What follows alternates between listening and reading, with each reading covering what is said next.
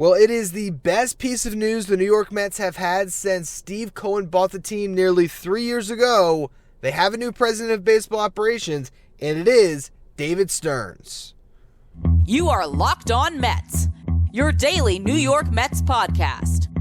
Part of the Locked On Podcast Network, your team every day.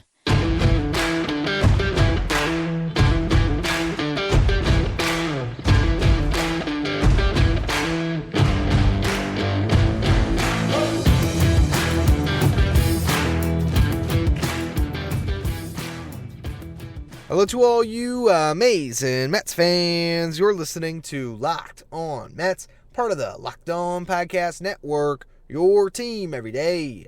Thank you for making Locked On Mets your first listen every day. Locked On Mets is free and available on all platforms, including YouTube. If you're watching on YouTube, we are audio only all week, as I'm on vacation celebrating my birthday. And actually, it was my 25th birthday 3 years ago, September 14th, 2020. When it was announced that Steve Cohen would be purchasing the New York Mets from the Wilpons. It was the greatest birthday gift I've ever gotten in my entire life. Now here we are, 3 years later, and maybe the second best? David Stearns is the president of baseball operations for the New York Mets. I'll be discussing the impact of that throughout the first two segments of the show today. Then in the final segment, we'll talk a little bit of baseball that was played on Tuesday night, as the Mets had a good game against the Diamondbacks, and Jet Williams made his Double-A debut at 19 years old in Binghamton. Before we get to any of it, though, I'm your host, Ryan Finkelstein. If you want to find any of my work, follow me on Twitter at FinkelsteinRyan. You can also find some of my writing at JaseBaseball.com, where I work as the managing editor. And we wrote an article about a week ago, maybe 2 weeks ago now, the 5 things the New York Mets must do to become contenders in 2024. I also did a podcast on the same topic, so you can go back, listen to that show if you want a blueprint of what David Stearns must do as the Mets GM, because I laid it out in that article. Although, again, the article was 5 things the Mets must do to become contenders in 2024. And the first one was this: hire David Stearns. This is massive news for the New York Mets. This is, again, the best thing that's happened to this franchise since Steve Cohen took it over. It's that simple, because as much as Francisco Lindor was a great trade and a good contract, as much as you like the other free agent signings the Mets made, signing Max Scherzer to eventually win 101 games last year, or, the Kodai Senga signing that's worked out great, or extending Brandon Nimmo, Edwin Diaz, whatever it is, whatever, good news that you want to bottle up in the last 3 years in the Steve Cohen era, this is the one that, in my opinion, will hold the most value moving forward. This is the one that hopefully will put the Mets on a path to not only contention, but perennial contention. Not just the one-and-done years. And look, that's a lot of pressure to put on David Stearns' shoulders. He's 38 years old. He has, one stop as a GM, eventually president of baseball operations with the Brewers, that went very well. Okay, I've broken this down on many podcasts before. I mean, I've been talking about David Stearns to the Mets since it was, a rumor in 2021. Okay, this has been the worst kept secret in baseball that this would be an eventual marriage. And the reason why it has always made sense is because David Stearns grew up a Mets fan, got his career started in the Mets organization as an intern, and is supremely qualified to take this position. And that's the part that should excite you, because the Brewers, on a small budget, have been a perennial contender themselves. And they're set up for future success because of the groundwork that David Stearns laid. Matt Arnold inherited maybe it's not a Ferrari, but it's like a super dependable, high mileage vehicle that's just going to run for a good amount of time. Okay? It might not be flashy, but man, it'll get you where you want to go, and that's the playoffs nearly every year, especially in that division. And that's because of what Stearns has done. Now, David Stearns is trading in that, whatever you want to call it. I'm recording this podcast in a Toyota Corolla outside my hotel, so let's just call it the Corolla that got him to the playoffs all those times. And he's getting the sports car. And, sports cars are high priced. They're tough to maintain. But, man, they can go fast. And that's what could happen here. And David Stearns, I think, knows how fast he can go. And this I can't wait to hear him be introduced and hear it from the horse's mouth. But you got to imagine this is an absolute dream come true for him to be a kid who grew up, listening to Howie on the radio, loving the New York Mets, getting his start in baseball with the Mets, to now come full circle and reach the highest possible office as a front office executive with that same team. It's pretty awesome. And just, from a fan perspective, I don't know if it is the best possible thing to have your team run by fans, but smart fans with resources, I guess it is, in my opinion. And Steve Cohen's a lifelong fan. David Stearns, lifelong fan. Guess what? Now they are running that team that they both grew up loving together at the highest level, hopefully. So it's awesome, man. This is everything you could have wanted, honestly, to have seen where this franchise has been, to see the absolute carousel of different names that has gone through and cycled through that front office. And the one name that's stuck is the name that's going to stick around, which is Billy Epler. And I think that's a fine decision by the Mets to keep him as a number 2. If you look back at the Jared Porter, who was fired after controversy. What was this other guy's name? Jeez, he was so forgettable. I could have just potentially mixed up a last name. Was it Scott? Something Scott? Zach Scott? Was Zach Scott the interim GM for like months before he got a DUI? I mean, it was, the Jared Porter was a sexual harassment case. Zach Scott, I believe it was Zach Scott. The more I'm saying the name, the more it feels right in my head. Who was a DUI or whatever that ended up getting handled in court. Regardless, bottom line, fired in shame. And then before that, it was Brody Van Wagenen, player agent turned GM, who torched the Mets' assets for 2 seasons with Jeff Wilpon before the Wilpons ran out of town. Now it's been Billy Epler, who, like it or not, has made good moves, and I think is at least a competent executive in a bigger front office now, where he's not the signal caller. And it's David Stearns, who is the exact candidate everybody would have wanted to take this position. As you can tell by listening, I am thrilled about what happened here. And I could talk about it all night, and I'll continue to in the next segment. Before we do, though, today's episode is brought to you by FanDuel. Get ready for the NFL season with incredible offers from FanDuel, America's #1 sportsbook. Right now, new customers can bet $5 and get $200 in bonus bets guaranteed. Plus, all customers who bet $5 will get a $100 off NFL Sunday ticket from YouTube and YouTube TV. Now is the best time to join FanDuel. The app is easy to use, and you can be on everything from spreads to player props and more. So visit FanDuel.com/lockedon and kick off their NFL season with an offer you won't want to miss.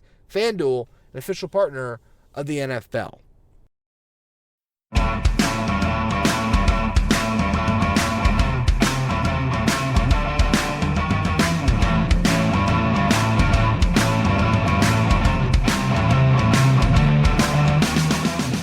Now, back to David Stearns and the New York Mets. This is their chance to be the East Coast Dodgers, okay? And everyone's talking about it, so I will too.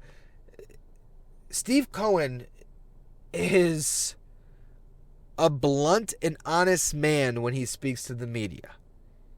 I feel like I've gotten a pretty good pulse on where this franchise is going under Cohen. I think I've been able to sort of see, the direction that the franchise would go at most turns. I mean, I didn't know they were going to trade Max Scherzer and Justin Verlander, but I certainly knew that they were going to be sellers at the deadline because he told us they were going to be in his midseason presser. I've been discussing David Stearns as the Mets' next president of baseball operation for literally years now. And the reason why I've been able to see these things is not like I'm some fortune teller. I'm certainly not making myself out to be that. It's because I simply just listened to Steve Cohen and followed the tea leaves. And he's told us forever he wants to model his franchise after the Dodgers. What did the Dodgers do when new ownership came in? 2012. They spent an exorbitant amount of money on free agents while they figured out how to build up a farm system. What have the New York Mets done over the last 2-3 seasons now? They have spent an exorbitant amount of money while they tried to build up the farm system. And Now their farm looks better than it ever has.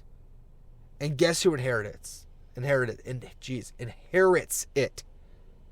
David Stearns. Sometimes you get excited, you stumble over your words. David Stearns now gets this farm system. He gets the keys to this system. He doesn't have to build from scratch. He doesn't have to reinvent the wheel.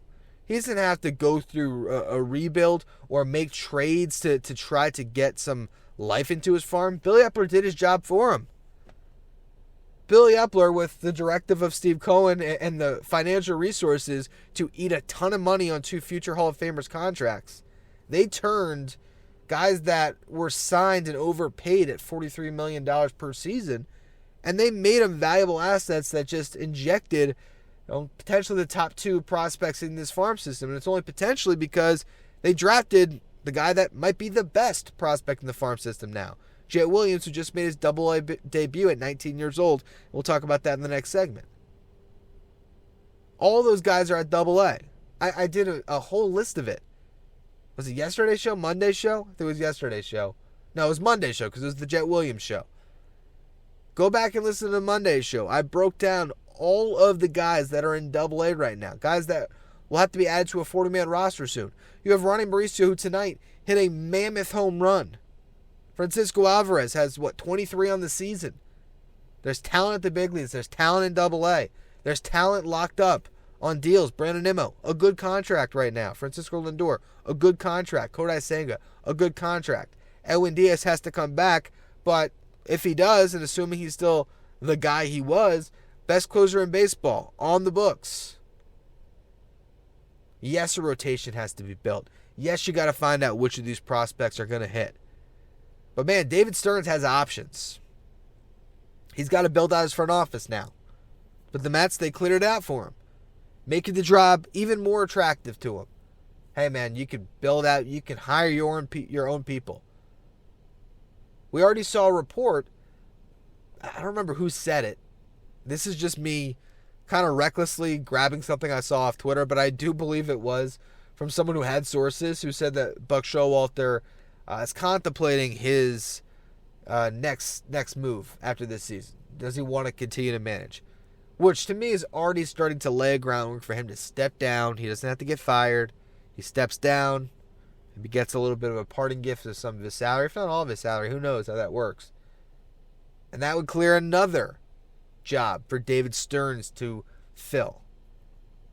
And now that this is agreed upon, he's got a 5-year deal, so he's got security to build this thing.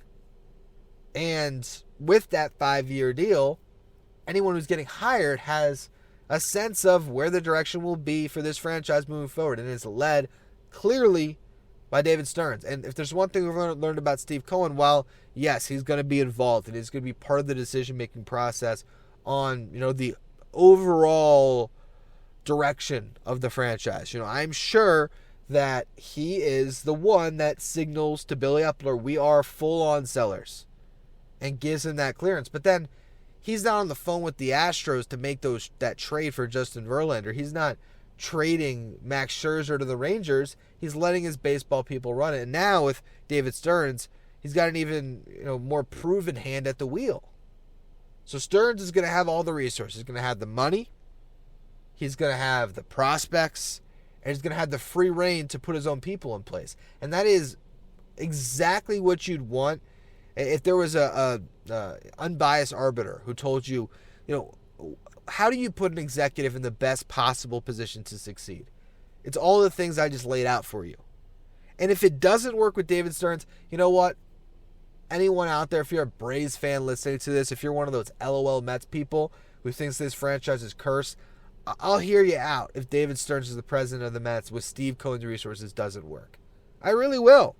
Because to me, with a brilliant guy who's proven he can win with these resources, you don't want to call something foolproof, and it doesn't mean the Mets are guaranteed to win the World Series, but I would hope that they're not going to bottom out like this again. The only season that you can maybe say, okay, possibly, would be next year, and that's if David Stearns tells Steve Cohen, all right, let's trade Pete, And then let's just watch the kids. Let's not invest in anyone, maybe just 1-year deals. We're not going to sign Yamamoto. We're not going to do any of that. We're just going to trade Pete Alonso, stock the farm a little bit more, maybe get some arms in that trade, and then just give it a season to let the young players develop and establish themselves. If that's the case, in the long run, it might be the best thing for the franchise. I don't see that happening. I think this team is close enough, a year removed from winning 101 games, with high-priced pieces still on the roster, where this can be a quick fix. And it's not, hey, the Mets are going to compete with the Braves next year, but it's the Mets are going to put some pieces in place with what they have so that if some of those young guys can break through, like I laid out in my podcast, 5 things the Mets must do to be contenders this year, or next year, in 2024, where they could find themselves squarely in that wild card conversation and potentially being a buyer at the deadline next year. But to reiterate, those 5 things I had, it was hire Stearns, check. Next would be extend Pete Alonso. Third would be sign Yoshinobu Yamamoto. Apparently the Yankees are in on it, so that's going to be an interesting bidding war this offseason. But that would add another ace-like pitcher to pair with Kodai Senga atop the rotation. 4 was forecast the youth movement. They got to find out what they have, and they got to plot out a timeline for their players and when they can contribute. And then 5 is add the right veterans in free agency. And I think David Stearns is the guy that can accomplish all those things and put the Mets in a position to succeed. My last little note on this before we get to the baseball games that were played tonight. Pete Alonso. Jeff Passan at the end of his article said the first thing that David Stearns will have to do is explore the market for Pete Alonso and decide what to do when it comes to trading the first baseman ahead of free agency, or however he worded it.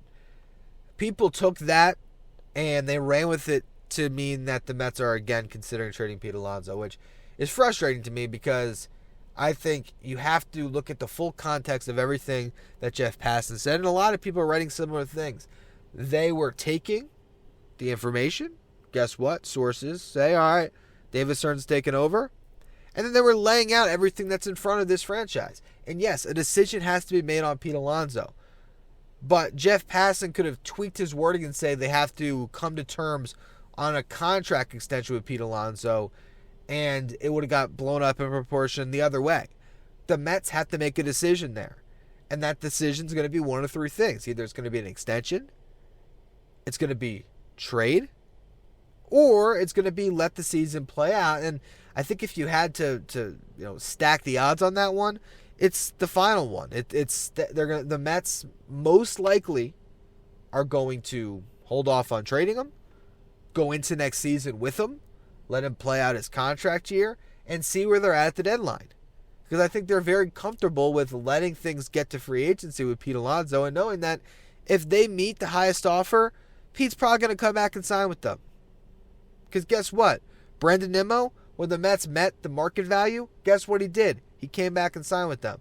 When Edwin Diaz got market value from the Mets, he came back and signed. So I think the Mets have that knowledge. And unless Pete comes to them this offseason and is looking to offer up a little bit of a hometown discount, it probably does play out that way. But to take anything that any of these reporters are saying right now when it comes to Pete Alonso and imagine that it's still primary mode of operation is trade Pete this offseason, I just don't see it. I still think that he'd probably hold more value even as a rental bat. Or maybe not even more value, but pretty similar value at the deadline as he would in the offseason. Regardless, let's talk about his 43rd home run of the season, 44th home run of the season. I'll get to the Mets game in just a minute. Before we do, today's episode is brought to you by Jase Medical. Modern medical care and treatment are important, but our global supply chains are fragile. Things like pandemics, natural disasters, and foreign travel may cut you off from the treatment you need. Jase Medical is your solution. Just fill out their online form, and one of their board-certified physicians will review it to determine whether medications are safe and appropriate. Then, they send your prescriptions to one of their partner pharmacies where your Jase order will be filled and mailed directly to your home. And not only this, you can send your physician a message for answers to treatment-related questions anytime. Everyone should be empowered to care for themselves and their loved ones during the unexpected. That's why Jase Medical offers the Jase case. Save more than $360 by getting these life-saving antibiotics with Jase Medical, plus an additional $20 off by using the code LOCKEDON at checkout on jasemedical.com. That's JASE medical.com.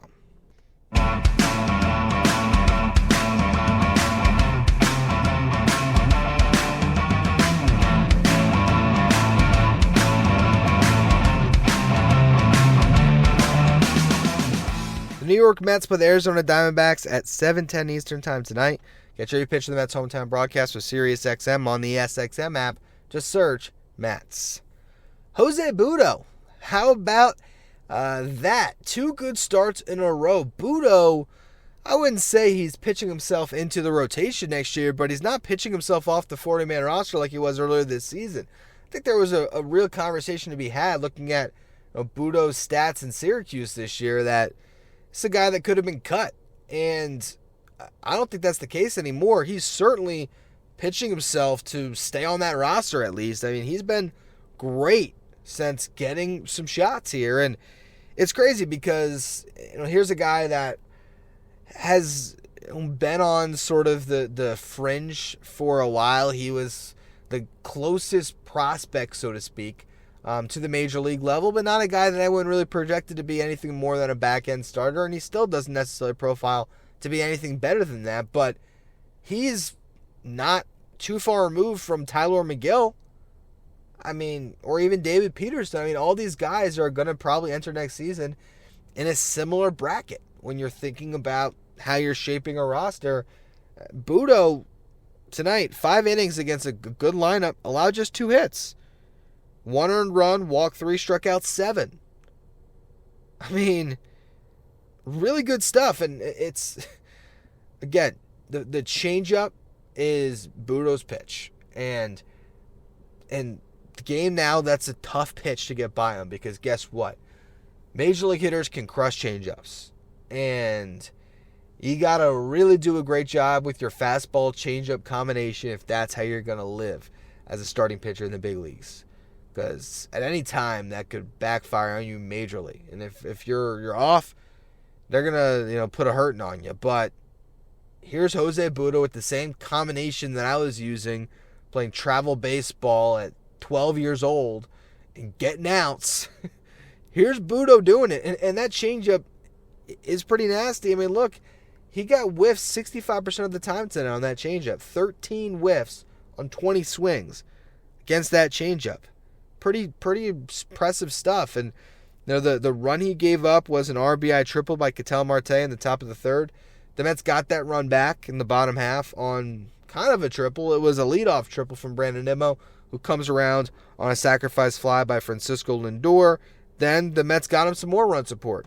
DJ Stewart leads off the 4th inning with a single, and then Ronnie Mauricio just crushes his first career home run into that upper tank in right field.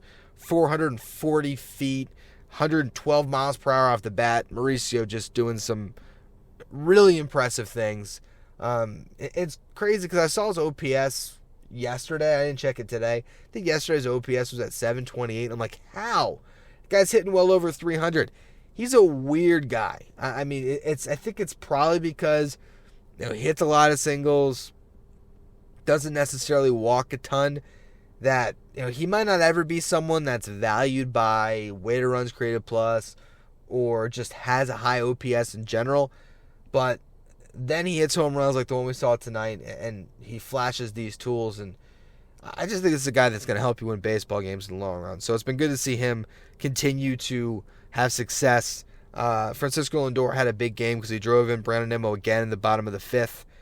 Nimmo doubled to start that particular rally. Pete Alonso hit a 2-run homer, his 44th of the year. Francisco Alvarez in the 8th inning tacked on the final run for the Mets in a 7-run game for them. He hit his 23rd of the season. It's just a great game by the offense. 13 hits. Nimmo and Stewart each had 3 hits. Alonso and Mark Vientos each had 2. Just an all-around solid performance by the offense, and Butto was the one star, of course, on the pitching front.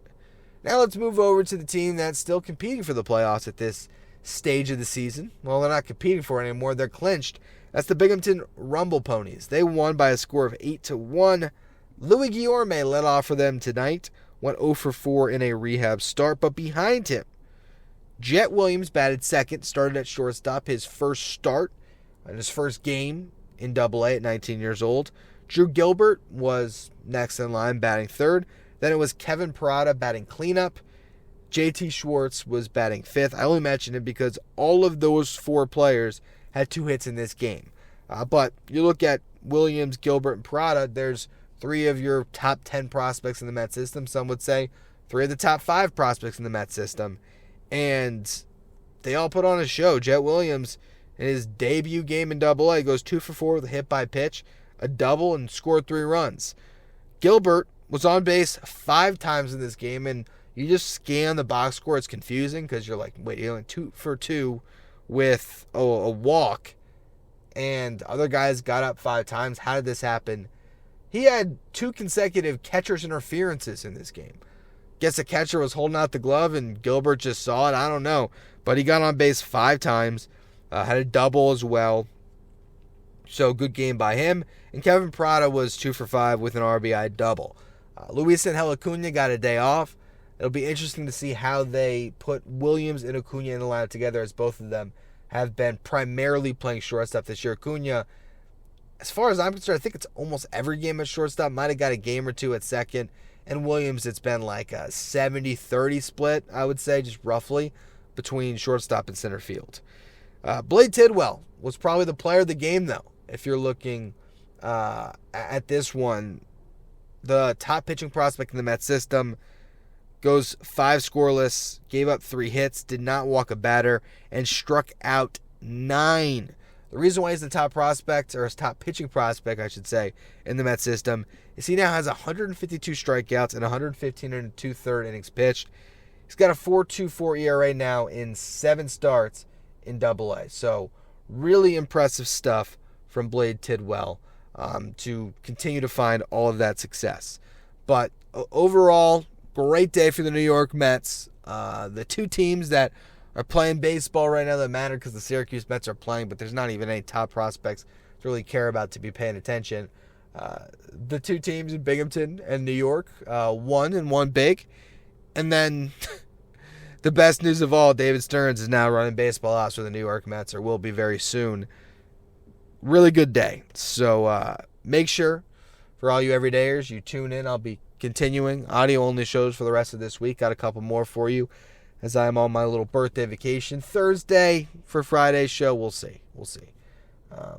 Might take 1 day off. But regardless, that's going to be all for today's edition of Locked On Mets. As always, thank you for listening. Make sure you follow, rate, and review wherever you get your podcast. Follow me on Twitter, Finkelstein Ryan. Follow the show at Locked On Mets.